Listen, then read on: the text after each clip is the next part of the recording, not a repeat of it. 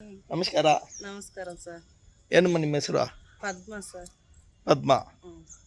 ಎಷ್ಟು ವರ್ಷದಿಂದ ಕೆಲಸ ಮಾಡ್ತಾ ಇದ್ರಿ ಪೌರ ಕಾರ್ಮಿಕರಾಗಿ? 18 ವರ್ಷ ಆಯ್ತು ಸರ್. ನೋಡಿ 18 ವರ್ಷದಿಂದ ಕೆಲಸ ಮಾಡ್ತಾ ಇದ್ದಾರೆ. ಸ್ವಂತ ಮನೆ ಏನಮ್ಮ ನಿಮಗೆ? ಇಲ್ಲ ಸರ್, ಬಾಡಿಗೆ ಮನೆ. ಯಾಕೆ ನಿಮ್ಮ ತಿಂಗಳು ಎಷ್ಟು ಬರುತ್ತೆ ಸಂಬಳ? 40,000 ರೂಪಾಯಿ ಬರ್ತದೆ. 5 ತಿಂಗಳಿಂದ ಬರ್ತಾ ಇದೆ ಸರ್. 5 ತಿಂಗಳಿಂದ 40,000. ಅದರಿಂದ 18. ಏಕಾಏಕಿ 22,000 ರೂಪಾಯಿ ಸರ್ಕಾರದ ಸಮಾನ ಕೆಲಸಕ್ಕೆ ಸಮಾನ ವೇತನ ಅಂತೇಳಿ ಸ್ಯಾಲ್ರಿ ಜಾಸ್ತಿ ಮಾಡಿದ್ದಾರೆ. ಸ್ವಂತ ಮನೆ ಇಲ್ಲ? ಇಲ್ಲ ಸರ್. ಮಕ್ಕಳು ಎಷ್ಟು ಜನಮ್ಮ? 2 ಸರ್. ಏನು ಓದ್ತವ್ರೆ? ಸ್ಕೂಲ್ಗೆ ಹೋಗ್ತಾರೋ, ಒಬ್ರಿಗೆ ಮದುವೆ ಆಯ್ತು. ಅಷ್ಟು ದೊಡ್ಡ ಮಕ್ಕಳಿದ್ದಾರಾ? 25 ವರ್ಷ ಅವ್ರಿಗೆ. ಸ್ವಂತ ಮನೆ ಮಾಡೋಕ್ಕಾಗಿಲ್ಲ ಬೆಂಗಳೂರಲ್ಲಿ? ಇಲ್ಲ ಸರ್. ನೋಡಿ ಇವರಿಗೆಲ್ಲ ಸರ್ಕಾರದವರು ಫ್ರೀಯಾಗಿ ಇವರು ಪೌರ ಕಾರ್ಮಿಕರಾಗಿರೋ ಹಿನ್ನೆಲೆಯಲ್ಲಿ ಉಚಿತವಾಗಿ ಒಂದು ಫ್ರೀ ಮನೆ, ಒಂದು ಸಣ್ಣದಾಗಿ ಒಂದು ಮನೆ ಕೊಡ್ಬೋದಾಗಿತ್ತಲ್ಲ. ಈಗ ರಾಜೀವ್ ಗಾಂಧಿ ಮತ್ತು ಬೇರೆ ಕರ್ನಾಟಕ ಹೌಸಿಂಗ್ ಬೋರ್ಡು ಮತ್ತು ಬಡತನ ನಿರ್ಮೂಲನೆಗಾಗಿ ಹಲವಾರು ಯೋಜನೆಗಳನ್ನ ಸರ್ಕಾರ ಹಮ್ಮಿಕೊಂಡಿದೆ. ಆ ಯೋಜನೆಗಳಡಿಯಲ್ಲಿ ಇಂಥವ್ರನ್ನ ಗುರುತಿಸಿ, ಪೌರ ಕಾರ್ಮಿಕರನ್ನ ಗುರುತಿಸಿ, ಬಡವ್ರನ್ನ ಗುರುತಿಸಿ, ಜಾತಿ ರಹಿತವಾಗಿ ಆರ್ಥಿಕವಾಗಿ ಹಿಂದುಳಿದಿರ್ತಕ್ಕಂಥ ಸಮಾಜವನ್ನು ಗುರುತಿಸಿ ಅವ್ರು ಬದುಕಿರೋವರೆಗೂ ಒಂದು ಸೈಟ್ ತೊಗೊಳಕ್ಕಾಗಲ್ಲ, ಒಂದು ಮನೆ ಕಟ್ಟೋಕ್ಕಾಗಲ್ಲ. ಯಾಕಂದರೆ ಬೆಂಗಳೂರಿನಲ್ಲಿ ಇವಾಗ ಒಂದು ಸೈಟ್ ರೇಟ್ ಗೊತ್ತೇನಮ್ಮ? ಅವ್ರಿಗೆ ಹೇಳಿದ್ರೆ ಗೊತ್ತಿಲ್ಲ. ಅವ್ರಿಗೆ ಸ್ಕ್ವೇರ್ ಫೀಟ್ ಅಂದರೆ ಗೊತ್ತೇನಮ್ಮ? ಸ್ಕ್ವೇರ್ ಫೀಟ್ ಅಂದ್ರೆ ಗೊತ್ತಿಲ್ಲ. ಒಂದು ಸ್ಕ್ವೇರ್ ಫೀಟ್ ರೇಟ್ ಬೆಂಗಳೂರಲ್ಲಿ 8ರಿಂದ 12,000 ರೂಪಾಯಿ ಇದೆ. ಅಂದರೆ ಒಂದು ಸೈಟು 10,000 ರೂಪಾಯಿ ನಾವು ಲೆಕ್ಕ ಹಾಕೊಂಡ್ರು 1,20,00,000 ರೂಪಾಯಿ ಆಯಿತು. 1,20,00,000 ಅಮ್ಮ. 1,20,00,000 ಅಂದರೆ ಎಷ್ಟು ಅಂತೇಳಿ ಗೊತ್ತೇನಮ್ಮ? ನೋಡಿ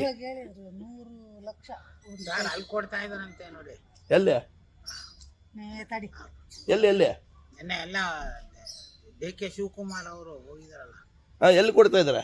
ಇಲ್ಲಿ ರಾಜನ್ ಕುಂಟೆ ಕಡೆ ಯಾರು ಕೊಡ್ತಾ ಇದ್ದಾರೆ? ಎಲ್ಲ ಅಲ್ಲಿ ಇದ್ರಲ್ಲ, ಅಲ್ಲೆಲ್ಲ ಅವ್ರು ಹೊಡೆದಾಕಿರೋರು ಕೊಟ್ರಾ?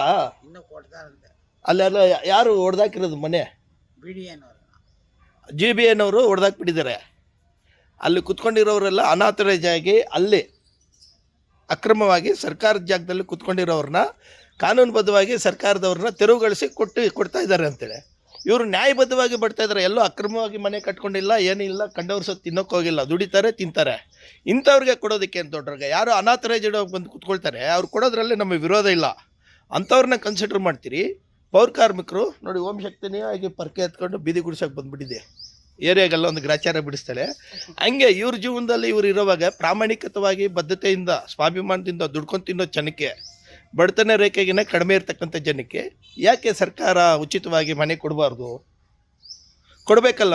ಇವ್ರಿಗೋಸ್ಕರ ಏನು ಆ ಕೇರಳ ಚೀಫ್ ಮಿನಿಸ್ಟರ್ ಪಿಣರಾಯಿ ಬಂದು ಮಾತಾಡ್ತಾನೆ, ಇಲ್ಲ AICCಯಲ್ಲಿರೋ ವೇಣುಗೋಪಾಲ್ ಬಂದು ಮಾತಾಡ್ತಾನೆ. ಇವ್ರು ಬಡವ್ರಿಗೋಸ್ಕರ ಯಾರು ಮಾತಾಡ್ತಾರೆ?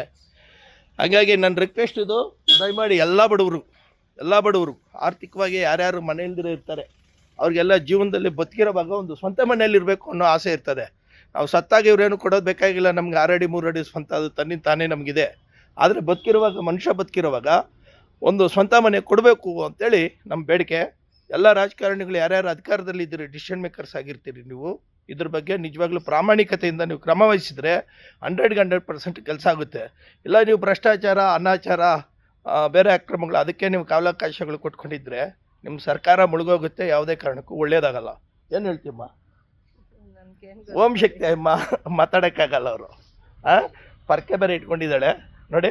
ಸರ್ಕಾರದವ್ರಿಗೆ ಹೇಳ್ತಾ ಇದ್ದೀನಿ, ಬಡವರಿಗೆ ಮೋಸ ಮಾಡಿದ್ರೆ, ಅನ್ಯಾಯ ಮಾಡಿದ್ರೆ, ವಂಚನೆ ಮಾಡಿದ್ರೆ ಅದೇ ಪರ್ಕೆಯಲ್ಲಿ ಬೀಳುತ್ತೆ ನಿಮಗೆಲ್ಲ. ಓಕೆ, ಬಾಯ್ ಟಾಟಾ, ಜೈ ಹಿಂದ್.